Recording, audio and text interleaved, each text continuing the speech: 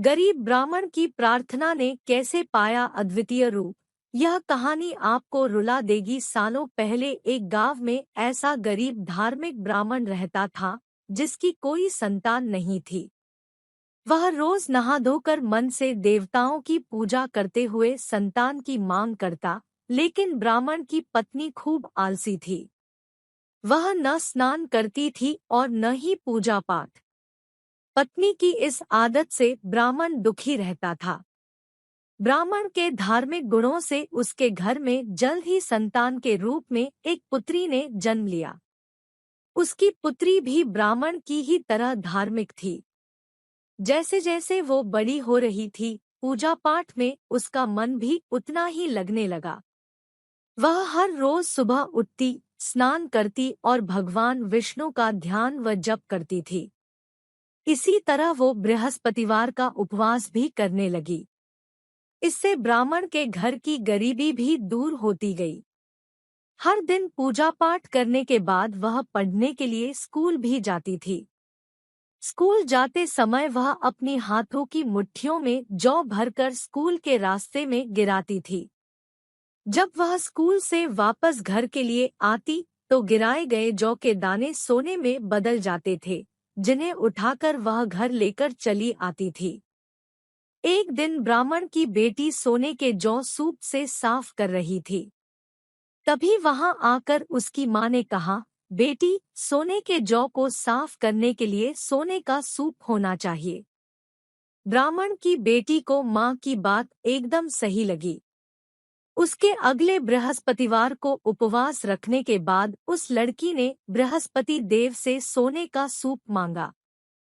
ब्राह्मण की बेटी हर बार पूरे विधि विधान से बृहस्पति देव की पूजा अर्चना करती थी।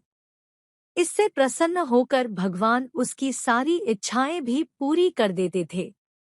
इसी तरह उन्होंने सोने के सूप वाली प्रार्थना को भी स्वीकार कर लिया।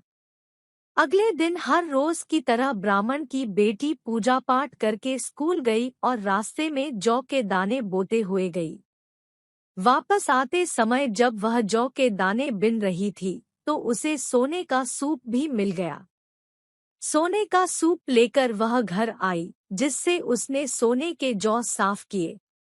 एक दिन इसी तरह ब्राह्मण की बेटी घर के बाहर बैठकर सोने के जौ को सोने के सूप से साफ कर रही थी। तभी उसके घर के सामने से एक राजकुमार गुजर रहा था। राजकुमार ब्राह्मण की बेटी को देखते ही उस पर मोहित हो गया। जब वह अपने महल पहुंचा तो ब्राह्मण की बेटी के मुंह में उसने खान पीना त्याग दिया। जब राजा को यह पता चला तो उन्होंने राजकुमार से इसका कारण पूछा। राजकुमार ने अपने दिल का सारा हाल राजा को बताया। अगले ही दिन राजा अपने मंत्री के साथ ब्राह्मण के घर गया और ब्राह्मण के सामने उसकी बेटी का विवाह अपने राजकुमार से करवाने का प्रस्ताव रखा। राजा का प्रस्ताव सुनकर ब्राह्मण काफी खुश हो गया। उसने तुरंत ही विवाह करने के लिए हाँ कर दी। कुछ ही दिनों में राजकुमार और ब्राह्मण की बेटी की शादी हो गई। वी वी वी वी वी वी वी वी वी वी वी। इधर ब्राह्मण की बेटी शादी होने के बाद अपने ससुराल चली गई। उधर ब्राह्मण फिर से गरीब होने लगा। उसके बुरे दिन दोबारा वापस आ गए। एक दिन ब्राह्मण अपनी बेटी से मिलने के लिए उसके ससुराल गया। पिता की हालत देखकर उसने बहुत सारा धन देकर ब्राह्मण को विदा किया। बेटी का दिया हुआ धन कुछ ही दिनों में खत्म हो गया और ब्राह्मण गरीबी की वजह से परेशान हो गया। ब्राह्मण फिर से अपनी बेटी से मिलने के लिए महल गया और उसने बेटी को सारी समस्याएं बताई। अपने गरीब ब्राह्मण पिता की बात सुनकर उसकी बेटी ने कहा, पिताजी, कल आप माँ को लेकर मेरे पास आएं। मैं उन्हें बृहस्पति देव के उपवास और पूजन की विधि बताऊंगी। इसे करने से सारी समस्याएं दूर हो जाएंगी। ब्राह्मण ने ऐसा ही किया। अगले दिन वह अपनी पत्नी को लेकर महल में बेटी से मिलने के लिए गया। पुत्री ने अपनी माँ को बहुत समझाया कि उन्हें आसल त्याग कर सुबह स्नान करना चाहिए और भगवान विष्णु की पूजा करनी चाहिए लेकिन ब्राह्मण की पत्नी ने उसकी एक भी बात नहीं सुनी। वह अभी भी पहले की ही तरह रहती थी। माँ की ऐसी हरकतों से तंग आकर एक दिन उसकी पुत्री ने माँ को एक कोठरी में बंद कर दिया। उसे जबरन सुबह स्नान करवाया और भगवान विष्णु की पूजा करवाई।